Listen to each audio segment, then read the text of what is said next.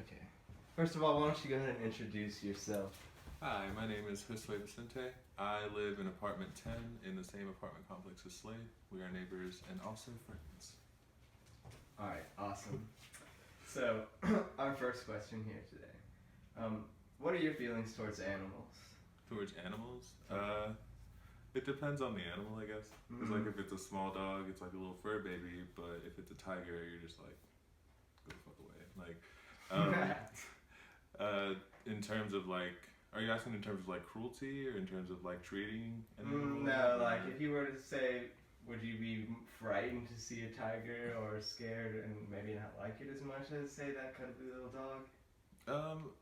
There's like there's all of this desensitization online where you see like videos of like, oh, look at this tiger playing with a beach ball or whatever, and then like people seem to forget that it's a tiger. So I don't know, I feel like a normal person would just be like, oh, how cute, but I know that there is that frightened response in like the back of your mind that you kind of want to be cautious about it. Yeah, so you personally, would you consider yourself much of an animal person? Yeah, definitely. I love animals. Love cats, love dogs. I actually found out I was allergic to cats over the summer.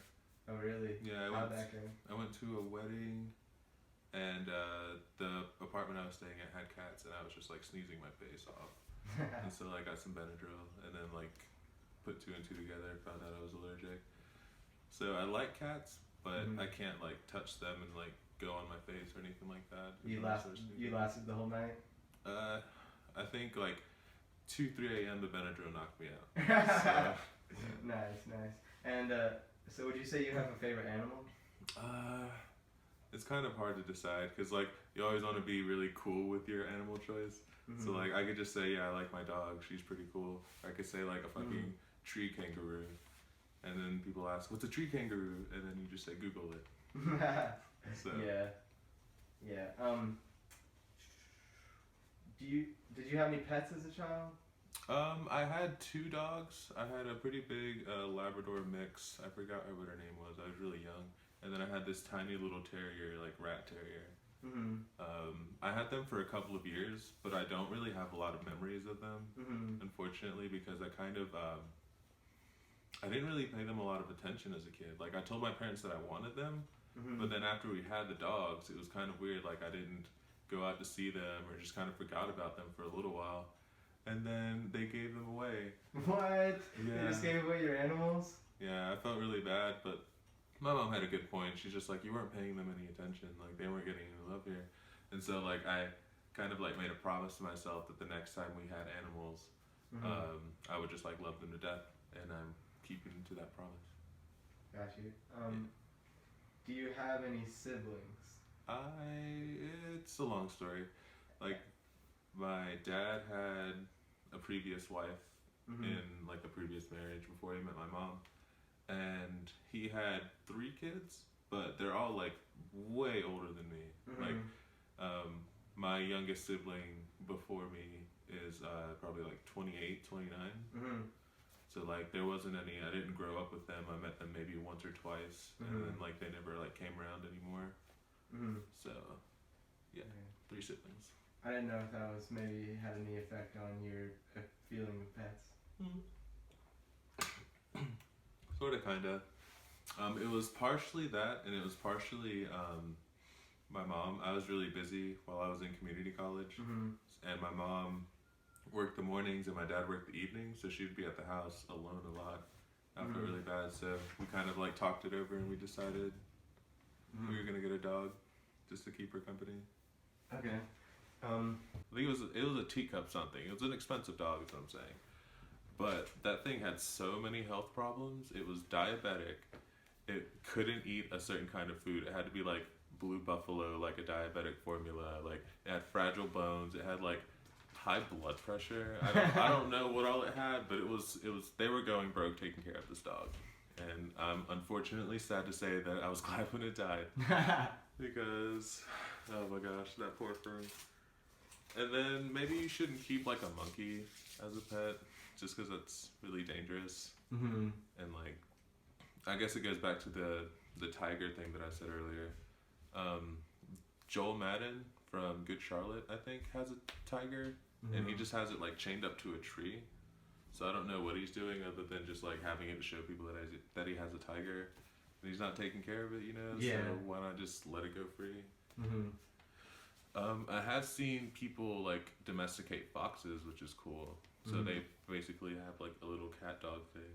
And they're really cute, but I don't know if there's still like an innate behavior that like still drives them to be like wild sometimes. I don't know. So if only certain animals should be pets, what do you think about zoos? Zoos? I don't know if I like zoos. I don't think I've ever been to a zoo, and if I have, I can't remember. Okay.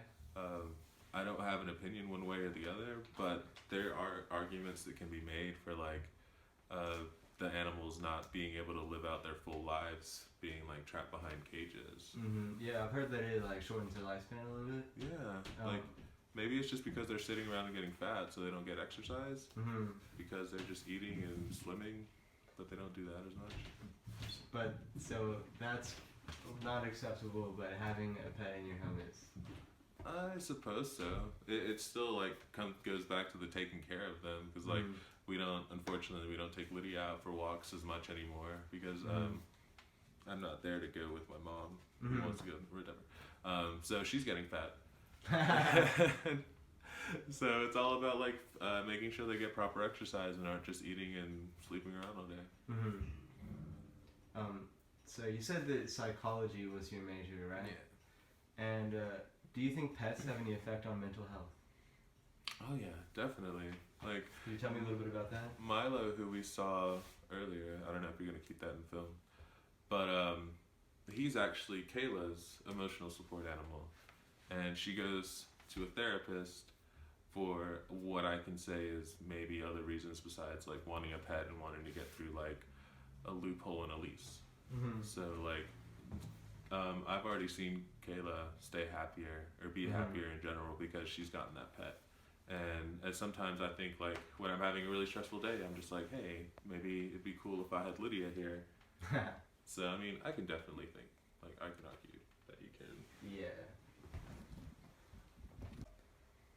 So do you think that everyone's life could be enhanced by having an animal? Possibly. Possibly? Yeah, there are some really shitty people out there. I'm not gonna lie. Like, people who don't know how to, like, take care of a dog. Like, I guess you could argue that getting a pet is, like, a good surrogate for having a child. So maybe if you, like, have a pet and you can't take care of it, you might not be ready for a child. But some people just kind of, like, skip over the pet phase and have children. But we're not gonna.